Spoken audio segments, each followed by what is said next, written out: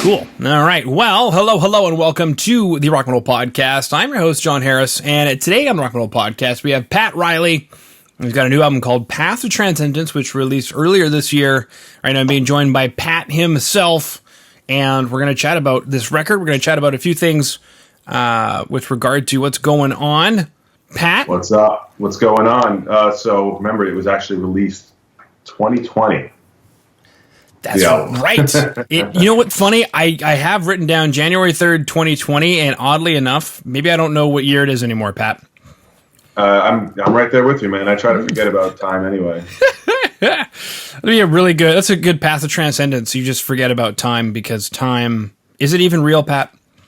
Honestly, I think time is just a way that we measure interactions with the world around us. We all get older and we wish we didn't. So if you focus on time too much, it's going to probably just add to your stress. So, hell, time is not real in my world, man. Yeah, exactly. Just an emotional construct. That's why there's good times, bad times, stressful Absolutely. Times. Oh, there's so many types of times, man. So many types of times. Mm-hmm. Drunk times, high times, whatever you want to call it. High times. It's a magazine, too. There you go. Mm-hmm. Exactly. A successful one, even at that. Absolutely. Cool. Yeah, so released last year. Now, the interesting thing is that we're actually recording this interview a second time. There was a mishap, so I've still got my notes, from the last time that we chatted. There's so many cool things that I remember chatting about with you, Pat. For example, that the Kickstarter part of it. Right. The Kickstarter part of it. I don't even remember what gave me the idea to do that. I think I was just like seeing, other bands are doing it, even if it's not successful, like there's nothing to lose. I have nothing to lose by trying. So I did try, and I like to always put in a good amount of effort and work. I have some video editing skills. I got some decent camera gear, microphones, and not that I made a crazy video, but I try to be as professional as possible. And it ended up being a great success, way beyond what I had imagined it would be. Was it easier to come across as professional than you thought? Not really. I think I have a good amount of life experience and even just working jobs to know what it is to present yourself as a professional and not somebody that's just kind of like, hacking it behind the scenes and trying to skate by with the bare minimum. So it wasn't tough. It came natural to me, I think. Cool. Yeah, I didn't see anything unprofessional in the Kickstarter when I went to the website, and you definitely were able to get quite a bit of coin in, which I'm sure helped a lot. It helped a lot. It wasn't enough to fully fund everything I did, but it was definitely enough to probably at least fund about 75% of it. So obviously, that's always a big help. Music is not cheap. Recording is not cheap. Having to put in practice time and all that stuff, if you're not working, you got to have money to recuperate those times that you're not working. It's very true. Very true. And I mean, 75%, that ain't bad. No, man, it was a surprise, and I ended up getting more than I had wanted. I think my pledge goal was 5,000. I think I ended up getting like 70. I might even be totally wrong. Like I get time is just an illusion to me. Mm-hmm. I don't remember. I think it was 5,000 that I wanted, and I ended up getting like a little more than like 65 or 7,000. Either that or it was way lower, and I'm forgetting the number. But either way, I got more than I asked for. Either way, I think that's taking a risk. Would you consider it a risk? Taking a risk paid off? It's a minor risk. Again, I don't have to pay anything if I don't get it. Maybe it's a little embarrassing, I guess, if you try to put yourself out there for money and then realize that nobody cares enough to give you anything. Yeah. But I did a lot of footwork, let's say digital footwork. I messaged a lot, everyone that I knew that I have ever interacted with on tour, anyone that I knew as friends, any people that had shown interest in the music at all in my playing. I just reached out to them directly, wrote them personalized messages, and said, hey, I'm doing this thing, and anything will help. I had no shame in doing it because I wanted it to be successful. And again, I wasn't just trying to be lazy and hack it behind the scenes. I wanted to fully pursue what I was trying to do. And I think if I didn't do that, forget it. It would have not worked out at all. Mm-hmm. Yeah, when it's 115 backers, that's actually not that much. It doesn't take that many backers. I mean, it's a lot of backers. I'm not trying to say that, it's small time or whatever. But, I mean, for the amount of money that you made, I would, for some reason in my mind, think most people are willing to chip in $1, so you've got to have, I don't know, a couple thousand backers, but only 115. I mean, that's incredible. Those guys gave a lot of money. Yeah, there was a couple of rewards that I had. One of them was a guitar, which was I forget what the pledge required was. I think it was $1,500 or $2,000 for that alone. Mm-hmm. It was a high-end guitar. Somebody bought it. Somebody wanted it. Wow. So that was great. And then there was some good T-shirts, CD bundles, and what everyone's doing. Social media shout-outs, all those things. And some people, a lot of people that were friends or even acquaintances or friends of friends, they pledged with no reward. So there was a lot of that going on. People that were just giving for the sake of giving, and I do the same thing. When I see people doing stuff, and if I believe in anything they're doing, I have no problem just throwing some money, and I don't care about the reward. I just want to support, because music is unfortunately heavily based on fan support or just artist support in general. Mm-hmm. So I think that's a big deal, man. Yeah. Did that change anything for you when you were working on the record, knowing that there was so much support? What it really did was pressure me to finish in a timely manner, because I had estimated that the release, that everyone would get their stuff by December, mm-hmm. or that it would be done by then. So in the back of my mind, while I was recording and doing everything, I and I'm like this with everything. I like to be on time. When I say I'm going to be somewhere, I want to be there. If I say I'm going to do something, I want to do it by the date that I said I'm going to do it. So that was constantly on my mind, and it helped. I like being on a timeline, on a goal budget, Yeah. Well, you showed up for this interview on time, so I believe you, Pat. Well, I can thank Google for that. I actually had no idea the interview was today, and then I got a reminder on my phone that it starts in 30 minutes. I'm like, oh. So, yeah, because my memory is terrible. Yeah, perfect. Now, actually kind of an interesting thing, I'm on the Kickstarter page. I'm seeing a couple different pictures of you with a couple of different guitars. I'm noticing some similarities between at least the two that I see, and some differences. Are you a maple fretboard kind of guy? Definitely. I have evolved from, I guess, ebony. I used to love ebony boards, and now I'm kind of really set on maple. I always end up loving the maple fretboard over everything else. So yeah, I guess I am a maple guy. A maple guy. I'm curious, what does it do? What's the difference between an ebony fretboard and a maple fretboard? What's the difference? So tonality-wise, maple has definitely got a little more upper mid-range and highs, cuts through the mix a lot better. The guitars tend to be very, I don't know how to describe it, snappy and piercing in a way.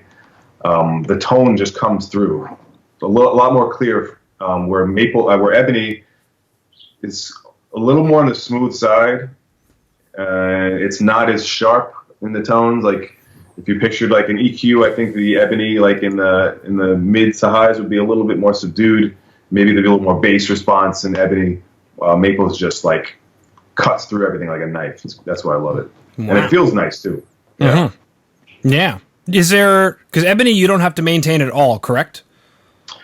I've always maintained all my fretboards the same way. When I change strings, I clean them, because my sweat is very corrosive, and I play the guitars so much that they're I just get grime all over everything. So I'm not sure, you might be right about that. But I lemon oil my boards regardless. Every time I change strings, I clean it. Okay. Yeah, because I'd heard with maple, there's a sealant on it, and you have to either maintain that or just know that eventually the sealant's going to come off, something like that.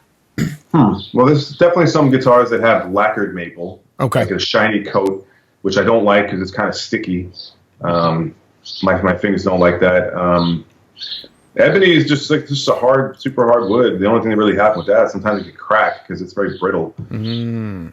But yeah, maple's super solid. There's not a lot of grooves or pores like you'll see in rosewood or even ebony. Yeah, cool.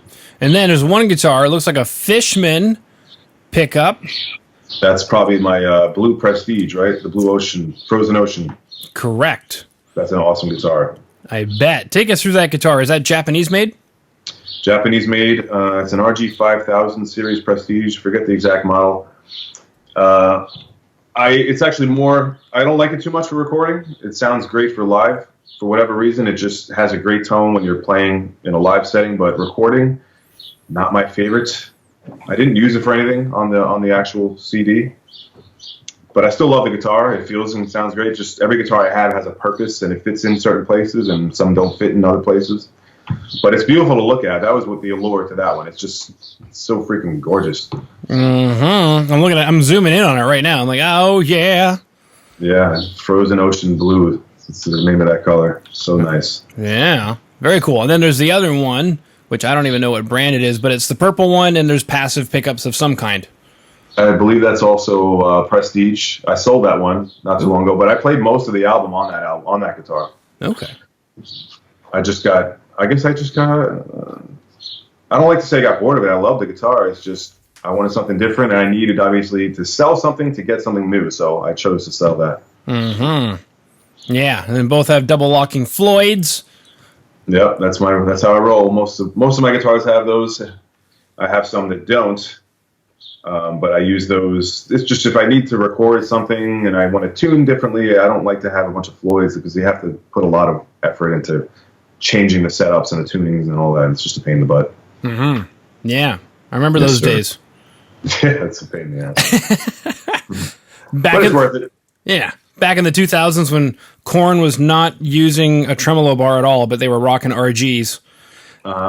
I think eventually their custom ones still had a Floyd Rose, but absolutely no tremolo bar because they never used it. Really? That's kind of weird. Yeah. I remember that RG. It was pretty cool. I think it had like a neon. Did it have neon green on it or something? Maybe. Or am I thinking of the Vi model? I don't know, but I remember the Korn one. Yeah.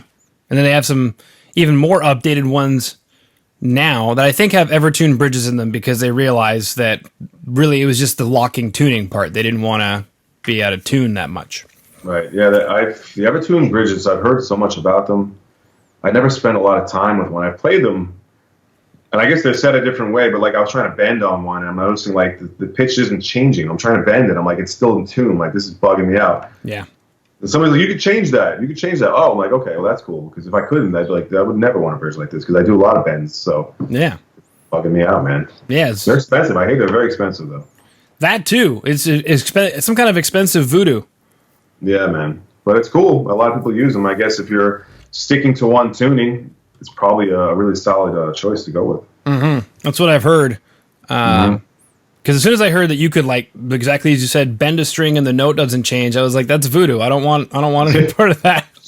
Yeah, it's so weird, man. But yeah, I've chatted with a lot of people who swear by them, especially in the studio, because they stay in tune really well. I guess you mentioned, kind of having like a recording guitar. What are you looking for then in a recording guitar, aside from, I guess, tuning stability or intonation stability? I guess tone. I prefer passive pickups. I just find that recording with really in any situation, they just have a warmer and a more pronounced personality to them. That guitar, the purple one, just sounded great for rhythms because it had a mahogany body, so it was like kind of a heavy, deep, bassy underlying tone, and like when you chugged on it, it kind of felt it. And also it's accessibility. Like, what do I have at the time? And that was my best one at the time. That was my favorite guitar, and I played it a lot. Had it for years. So sometimes I just grab what's next to me, and it ends up being what sticks in my head when I record, and like that becomes the sound that I want to maintain. Yeah. You mentioned it was the guitar you had at the time. Now you've given birth. You have a whole bunch behind you. Oh yeah, man. So I work at Guitar Center now, and now that I get these crazy discounts, like I kind of went just AWOL and started selling and buying and selling and buying. So I have some really beautiful Ibanez's back there. There's they came out with an RG565 reissue, which was like, I guess, from the 90s or the 80s. It's this deep orange one back there. And it's freaking awesome, man. And it was relatively cheap for a guitar coming from Japan. I think it retails for like $1,000, but it feels like a Prestige, which usually can be like $1,500 to $1,600. I'm looking it up right now. Ibanez, Ibanez.com RG565, definitely. I don't know what you want to call that. Vintage for a guitar, I guess. Yeah, that's cool. Pretty awesome. Yeah, no, I dig the. I've always been a fan of the bridge, humbucker, and the neck single coil. That's kind of always been one of my big fans. I wish more guitars were like that. I agree, and ever since getting that one, that's what I'm kind of looking for that now. because just having that single coil so close to the neck, it just adds like this really distinct tone in that position. This guitar, I think, it's actually a single coil humbucker, if I remember correctly. Mm-hmm. But it's got five positions, so you can still get a single coil sound. It's freaking awesome. The only thing I don't like about it, and I understand they were trying to maintain the old design, is that the heel, it's hard to access the 24th fret because the back where the screws go into the neck are kind of really chunky, where the new ones are super smooth and low profile. So I had to really adapt a little differently to try to play up high on certain things, but I don't care. It's worth it, man. The guitar is so cool. Yeah. As you were saying that, I was looking on the pictures on the website, and I looked at the back of the heel, and in my head, I went, oh my God, that's an old school heel. And you said, there's one thing about the guitar I don't like. And I was like, the heel? And he's going to say the heel, isn't he? Yeah, exactly. But again, it's whatever. It is what it is. It's true to the old design, and the guitar is super cool, man. Mm-hmm. Yeah. Mm-hmm. Groovy, baby. And I see a Charvel box back there. Is that what that is? Is a Charvel box? Yeah, I'm actually trying to sell that guitar. It's a Charvel DK24 Red Ash. I was trying to find a Fender Strat substitute that was not a Fender Strat. I love Charvel, so I ended up getting this, and it doesn't. When you first get something, you're like, oh, this is amazing, and then I spent like a few months with it. I'm like, it's not really what I wanted it to be. So trying to get rid of it to fund probably a Fender Strat, which I ironically had and sold. I don't know. The gear addiction is real, man. It's like you're constantly recycling. I got a bunch of new amps now. I used to use the Axe Effects, which I used on the recordings for the album. Now I have a Bogner, Atma, and an EVH Stealth Head, which is going to be my new tools moving forward in anything else that I do. Why is that? Take us through that. So there really is a different feel and a different tone associated with tube amps that I'm not a purist or anything like that. I still have my Axe Effects and I use it for certain things, and it's got its purposes. But when you record with a cabinet and a head versus going direct digital, there's some things that as a player you feel, and you definitely, there's some differences. It's hard, more saturation, there's a smoothness to it and a warmth to it. So I've upgraded a lot of everything to try to get kind of more of an analog tone going, because I am recording everything from my home. And even though the album sounds great, now that I have access to all this gear working at GC, I'm plugging into tube amps, and I'm like, oh my God, the EVH sounds freaking incredible. Like, I gotta have it. I gotta record with it.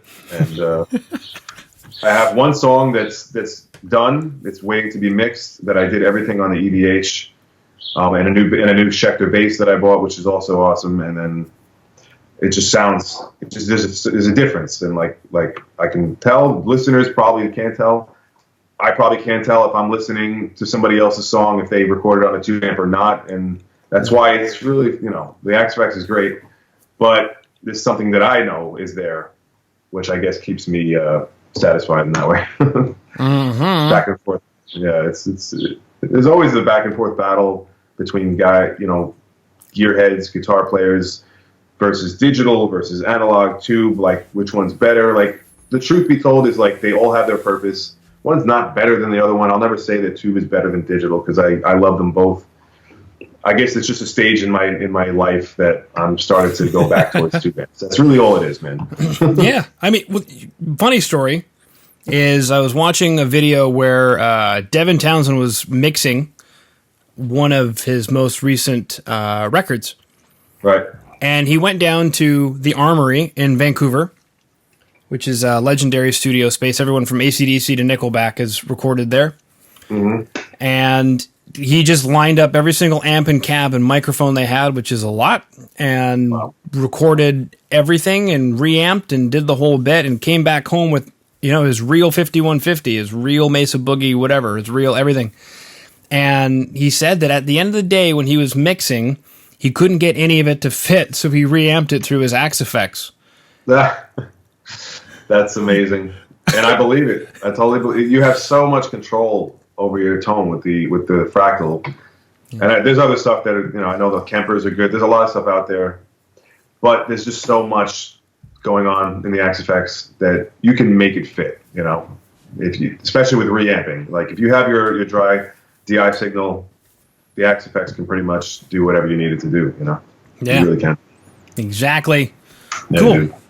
You got the EVH there, you got the Bogner. One of my favorite ones, actually, that just sounds like sex when you're playing through it. You don't even need an overdrive pedal in front of it, is the EVH one that the EL34 version. That one, I have not played out of that one. Is it a white Tolex? Is that the white one? Or do they make a black one? Is it gold? I think it's gold. Okay, yes, I've seen that one. Yeah, there's definitely a difference from 6L6 to the EL34. I love them both. This thing is super, dude. I don't even put the game past like 6 o'clock, and it's just so much gain. Like it's just, I prefer actually the crunch channel. The cool thing about the Stealth is it's literally 3 amps inside of there, so every channel is a different circuitry, which is supposed to have like a different tone completely. So it's not just like clean distortion and more distortion. It's clean, which is supposed to be a Fender clean, right? And then like a crunch distortion, and then like the crazy balls to the wall EVH one that is just like sounds like EVH, like super saturated and brown sound type of thing. Mm-hmm. So yeah, and for the money, I think it's the best head out there, honestly.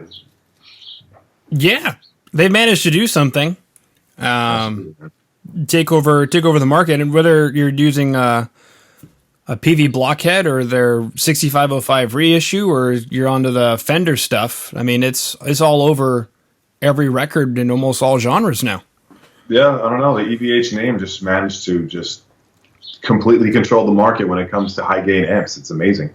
Yeah, I agree. Sweet. So we've chatted about Kickstarter, Ibanez RG565s, Maple fretboards. Initially, we were starting to talk about Bogners, and then we moved into EVHs. Now, I know this happens a lot. For example, in metalcore, they'll do a 5150 for kind of like the low mid rumble, and then they'll bring in a Bogner for some of the more higher end mid range and blend the two. Is that kind of what you're doing there?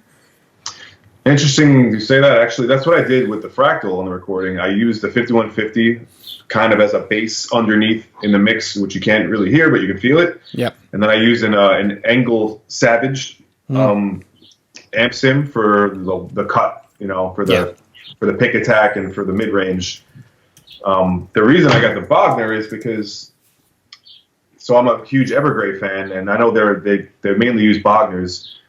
So I was like, got obsessed with this little Bogner. It's an Atma. It's a smaller one. It's like 18 watts. I don't need anything crazy. It's in my home studio, and it just has this super creamy lead guitar sound, you know. And I have an Ibanez Mini tube screamer that I got just if I want to use it for rhythms. So I don't know if I would use it for blending. I'd probably use it more for leads, or there's something more bassy about the Bogner versus the EVH. So I can see the Bogner actually sitting better on the floor, the EVH being more the middle one, ironically. Okay. Yeah. Beautiful. I did not know they used Bogner. I just assumed, because they're from Europe, they probably used Engel or something like that.